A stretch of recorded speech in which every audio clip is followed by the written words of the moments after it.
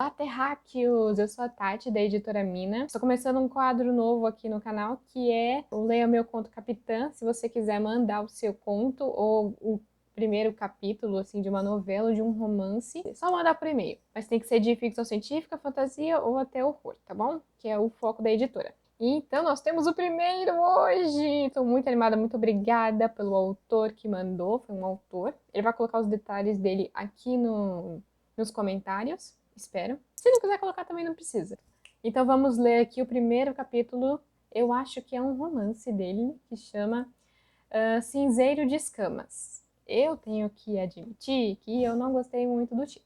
Cinzeiro de Escamas. Se eu visse assim, numa bancada de livros, de uma livraria, um livro chamado Cinzeiro de Escamas, eu acho que eu passava direto. Mas tudo bem, vamos continuar.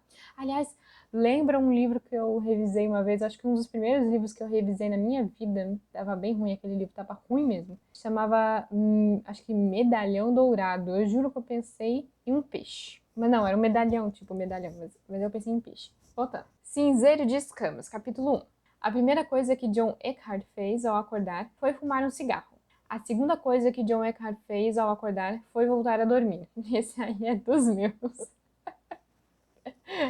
Ao dormir, sonhou um sonho antigo, um daqueles sonhos que se confundem com memórias, ou uma daquelas memórias que, de tão escassas, se tornam oníricas. No sonho, John era um menino franzino que assistia seus desenhos animados matutinos em um televisor enorme na sala de estar. No desenho, dois lutadores de Kung Fu superpoderosos se digladiavam com golpes voadores em câmera lenta e a cada pausa trocavam insultos verborrágicos. John estava tão compenetrado na tela que nem vira sua mãe chegar da porta que dava para a cozinha trazendo seu café da manhã. 2 fatias de pão caseiro, cobertos com uma geleia qualquer da cor vermelha. O garoto agradeceu à mãe com um aceno de cabeça sem nem olhar direito para o prato que agora repousava na mesinha de centro. Na animação aventuresca, que enchia a tela do televisor de cores vibrantes, o nosso herói se vê fraco e incapaz. O mestre das artes marciais sombrio havia vencido mais uma vez e o deixara para morrer sozinho. Ele lentamente se arrasta pelo gramado, que a pouco servira como campo de batalha. Solta gemidos de dor a cada impulso e deixa um rastro de sangue escuro por trás de seu corpo. Nossa, mas que desenho é esse? Jesus! Não desista, pensa o pequeno John. Na próxima vez você o derrota. De repente, o herói moribundo se dirige ao público, olhando com seus gigantes olhos verdes, exatamente para o local em que John estava. O menino sentiu-se tão eufórico que quase pulou do sofá. Era como se o momento ao qual esperava toda a temporada tivesse chegado. O clímax, em que depois de tantos episódios de sofrimento, o herói, mesmo derrotado, aprenderia a superar seus medos e barreiras para dar a volta por cima e vencer o mal. Porém, ao invés de triunfar, nosso herói chorou, e as lágrimas eram estranhamente da cor rosa. John, falou Anne, como em direção à tela, enquanto as lágrimas cor-de-rosa lhe escorriam pelo rosto. No final, os monstros sempre vencem. Oh meu Deus, ele está falando comigo! Percebe tardiamente o menino. Ao tentar balbuciar alguma resposta, nada sai, como se sua boca não existisse. Seu coração acelera como nunca antes. Sua respiração torna-se pesada, sente dores no peito e queimação por todo o corpo. Na ânsia de tentar acabar com aquela loucura, ele se dirige ao televisor e, ao tocar sua gélida tela na tentativa de desligá-lo, o mundo desaparece. Acordou ofegante e sentou-se na cama rapidamente. Sentiu o cheiro da chuva antes de vê-la pela janela atrás de si. Finalmente, pensou, não aguentaria mais um dia daquela seca de merda. Rolou para o lado e conferiu o celular. Tinha tempo de sobra até Velma vir lhe pegar para o serviço. Levantou lentamente e assustou-se ao perceber a bagunça em que estava metido.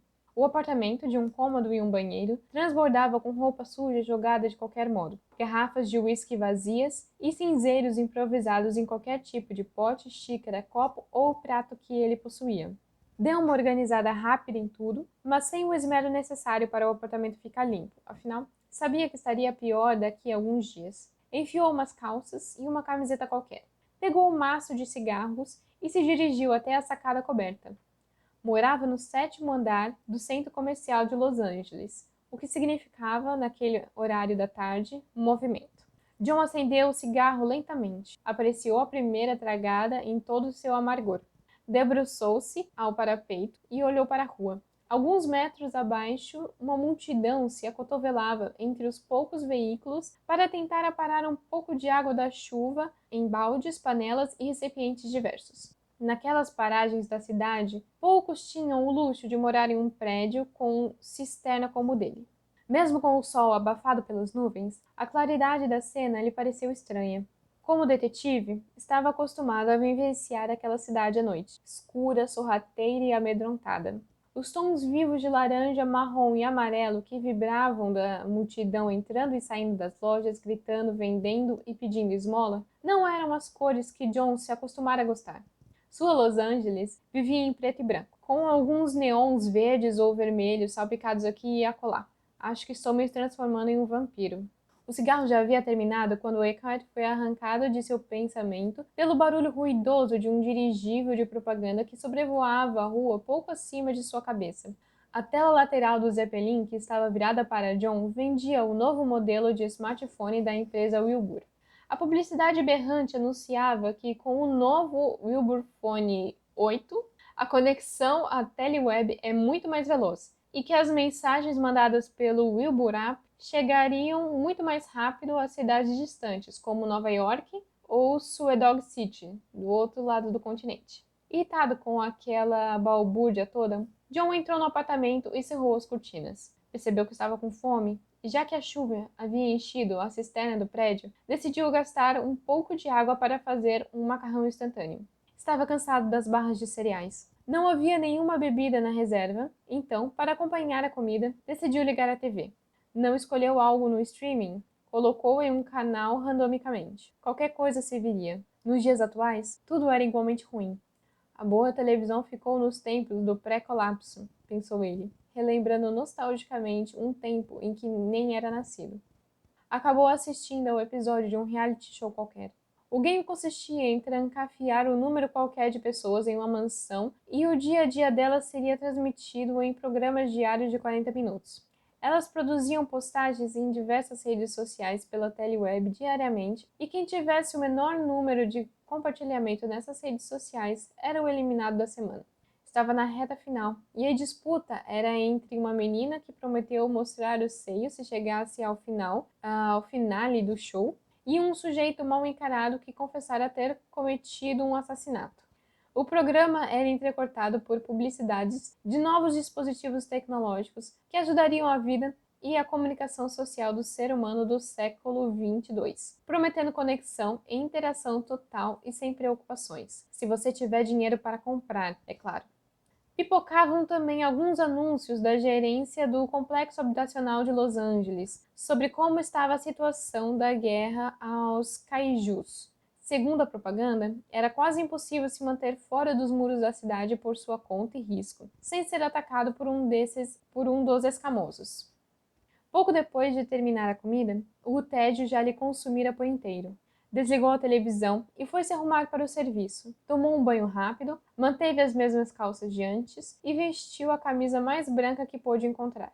Arrematou colocando uns calçados pretos meio desbotados pelo uso. Pegou o celular para avisar Velma que já estava pronto e percebeu que havia recebido algumas notificações no Wilbur App. Mensagens de Mary Jane, sua ex-namorada. Ela dizia que queria lhe fazer uma visita, conversar sobre algumas coisas pendentes e perguntava qual seria o melhor dia para tal. Estranho, muito estranho, pensou John, mas avisou que no dia seguinte provavelmente estaria livre. Pensar em Jane no passado fez Eckhart sentir-se tonto, uma manifestação física das incertezas que passavam pela sua cabeça. A vida na divisão de homicídios tinha cobrado seu preço. Porém, este não é o tipo de trabalho fácil de desacorrentar dos tornozelos. John sabia disso. Sentir o cheiro da morte era necessário para ele continuar vivo. Era como um vício, e como qualquer vício, a pior parte é a crise de abstinência. Agarrou uma caixa cinza em formato de coração que guardava embaixo da cama. Caminhou até o sofá e sentou-se colocando a caixa sobre o colo. Respirou calmamente e abriu a caixa com um esforço controlado de alguém que carrega uma rocha maior que si, morro acima, só para vê-la rolar até embaixo e repetir o processo eternamente. A visão, no interior da caixa, da pistola de calibre 45 totalmente preta, fez John tremer. Era uma arma de fabricação antiga que ele havia roubado em um dos seus primeiros casos como detetive, de um sujeito que matou a mãe e depois se suicidou. Ele precisava escondê-la, já que desde 2092 o porte de armas de fogo em Los Angeles era exclusivo para os robôs que ajudam no policiamento. Olhar a arma era como uma meditação para John, uma lembrança daquilo no qual ele se tornara. Uma arma velha guardada em um coração queimado. Tá aí, coração queimado parece mais legal de título. Mas enfim, termina por aqui o capítulo 1. Eu achei interessante, eu gostaria de ler o resto. Mas tá faltando uma revisão aqui que eu me engasguei em alguns pontos. Esses pontos, quando você vai escrever um texto, sempre tente ler ele em voz alta, porque tem umas partes em que você engasga, e aí essas partes podiam ter uma revisão melhor. Eu engasguei bastante, eu vou cortar, porque eu tenho vergonha. Mas tinha que ter um pouquinho mais de revisão. Eu não sei sobre o desenho no começo, eu não sei se eu gostei dessa parte. Tem mais um mosquito aqui, peraí. Enfim. Eu acho que o principal ponto desse primeiro capítulo é que ele é bastante curto. Tem uma certa dificuldade de apresentar a história em si, apresenta pouco do mundo dele, deixa coisas à mostra, principalmente essa parte da arma, pega bastante assim para a pessoa continuar a leitura no segundo capítulo, sim. Mas talvez fosse interessante aumentar esse primeiro capítulo, deixar ele um pouco maior, apresentando melhor o personagem principal, porque até agora a gente não sabe bem quem ele é, só assim superficialmente mesmo. Lembrou bastante para mim 1984, porque no começo do livro o personagem passeia bastante assim pelo mundo em que ele vive, e em vez de explicar lá, acho que ele explica um pouco também, mas ao invés de ser uma coisa mais didática, assim, chata, ele vai passeando pelo mundo e vai explicando as coisas conforme ele vai vivendo nesse mundo. Eu acho que seria interessante fazer algo assim, tirar ele desse apartamento e colocar já um pouco de ação, para que a pessoa tenha ainda mais vontade de continuar lendo. Então eu acho que é isso. Tá interessante, tá interessante. Eu engasguei um pouco aqui, principalmente nesses Wilbur Up. Se não for ter importância, seria melhor diminuir. Não acho interessante, assim, não precisa ficar explicitando muito qual que é o nome do app. A gente quer saber o que vai acontecer com o personagem nesse mundo. E tem vampiros nesse mundo? Ai, meu Deus, eu odeio vampiro. Não me mande texto de vampiro adolescente, pelo amor de Deus, já passei dessa fase, tá? Já passou, o mundo inteiro já passou dessa fase, já estamos na próxima fase. No mais, tá bom, tá interessante. Diz aí o que vocês acham, o que vocês acharam aí, quem ouviu a história. Comente alguma coisa se quiser. Já falei, né, que o autor vai deixar aqui nos comentários os contatos dele. Então, obrigada por assistir até aqui e fim de transmissão.